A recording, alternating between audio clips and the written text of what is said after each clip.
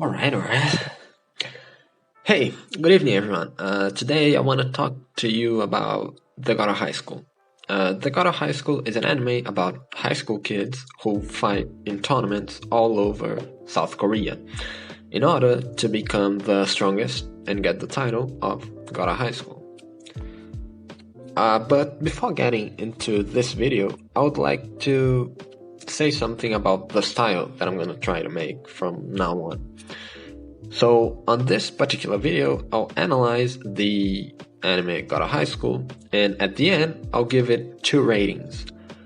One will be a score from 0 to 10 in regards to the quality of the anime, and the other will be a seal that goes from not worth it to must watch. The NW stands for not worth it. WW would be a worth watching, which just means if you have some free time and nothing to do, might as well go for it. A SW is a should watch, which means you should make some time to watch this. And a MW, which is a must watch, just means stop the video right now and go watch this piece of art. So, back to the video. The story of God of High School follows our protagonist trio, which is formed by Mira, Han, and Jin. Each of them having a different fighting style and a different level of power, just like in any other shonen. So there are a few things that I want to touch on about this anime, so let's start with the good stuff, the fights. The fights in God of High School are amazing. Every character is unique, with a singular fighting style, with a different design, and with a different fighting personality, if I can say. And when I say fighting personality, I'm talking about the type of feeling that the character puts into the fight. With certain characters, you'll feel frustration, with others you'll feel anger, or serenity, or happiness, and so on and so forth. And that's a detail that I thought was pretty interesting, because it makes the characters stand out even more. And about the fighting styles, they are all very well animated, and the choreography is amazing. It really looks like the whole team puts a lot of effort in trying to make some of the best fights possible, and they do. So the fights are just very nice to watch. They are pretty cool, well animated, and have a good choreography. But if I had to point to a weakness on the fights, it would be the stakes. There's really nothing at stake on any of the fights. They're just good tournament fights. Now, let's move on to the characters. So, on this part, I'll talk only about the main trio because I think I can show all the good and bad stuff about the characters only using these 3 as an example. So, Jin, he has a generic shonen protagonist personality. He's just like Goku, but worse. And he wants to fight. Actually, his philosophy is literally do what you want. And let's be honest here, this just sounds like lazy writing so that the author can put Jin through whatever situation he wants, and there's always going to be an excuse for that, which is do what you want. His friends, on the other hand, have some real motivations to do stuff. Han, for example, is fighting to try and get money to help his friend who has a terminal disease, and Yomira wants to make her father fighting style known all over the globe. So I'd say they have some good motivations, especially when you compare them to the main character. And about the personalities, Han is a chill dude. He's just calm all the time, and he kinda does whatever Jin does. At least that's how it looks, and it really feels like he's just like those pets that you get on games, and he just follows you everywhere and do whatever you do and punches whoever you punch. So yeah, I mean, it could be better, but it's not bad. And Mira is the classic female character from a shonen anime. There's nothing else I can think of about her. But they all have a very unique fighting style and an interesting design, except from Han. He has a very regular design and a very regular fighting style. There's nothing like different about it. It's just what you would expect from a standard character. So overall, the characters are bad in personality, but they have some nice fighting skills and designs. In summary, I'd say that the characters are okay. Now, the drama that the characters go through. This is something that is really bad, and let me explain why. The drama itself is not bad, but the way that we are introduced to their struggles is completely lazy. So Mira has the burden of carrying on with her father's fighting style all by herself, which sounds like pretty good drama.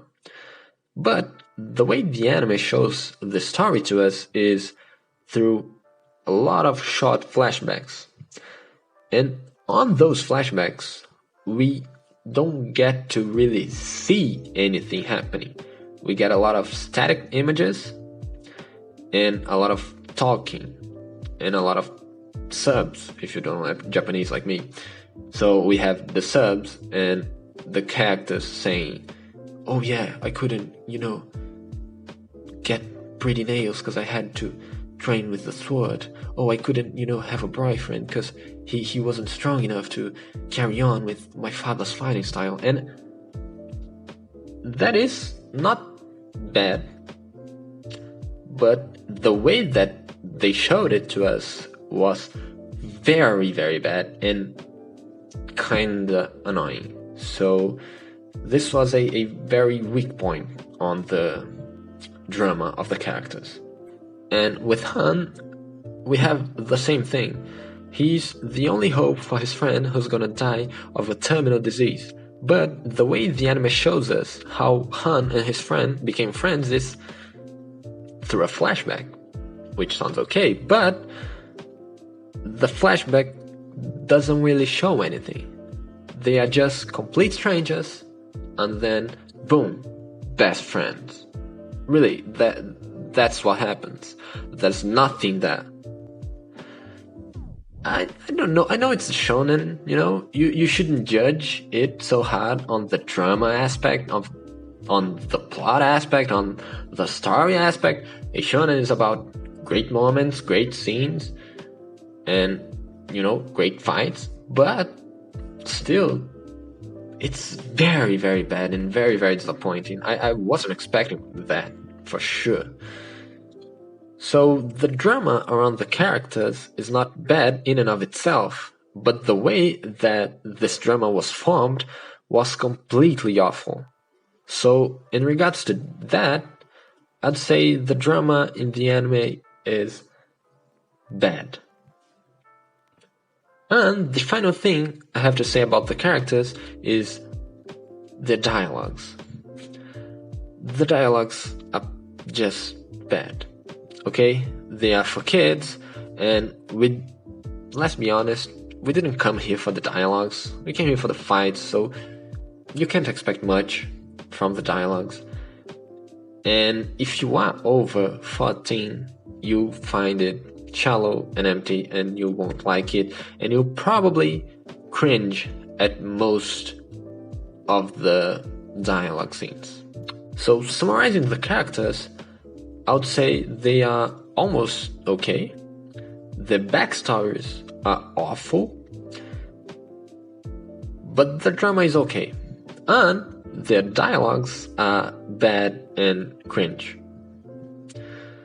And that's it, right? Oh, no, wait, there's more? No, no, no, no, no, no, no, no way. I'm not talking about this here. I'm not touching on this. Oh yeah, and I almost forgot, and most of you have probably forgotten too, but do you remember the bracelets? Yeah, the characters have bracelets that show them their HP, their stamina, and their level. And it also shows the other characters' levels. But that was only used for the first episode to show someone's level, and never again. And I would say introducing an element on the story just to throw it out the window on the next episode, I would say it's not the smartest thing you can do, you know? But what do I know? I don't have a story animated by Crunchyroll, so, you know. Alright, so summing everything up. The anime has almost good characters, bad and cringe dialogues, awful backstories, okay dramas, but it also has an incredible animation, good choreography, and some very, very good fights. But still, overall, I would give it a 4 out of 10.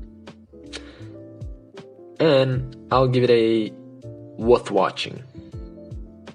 And, of course, as a final disclaimer, this video was based on the first 6 episodes of the anime of God of High School.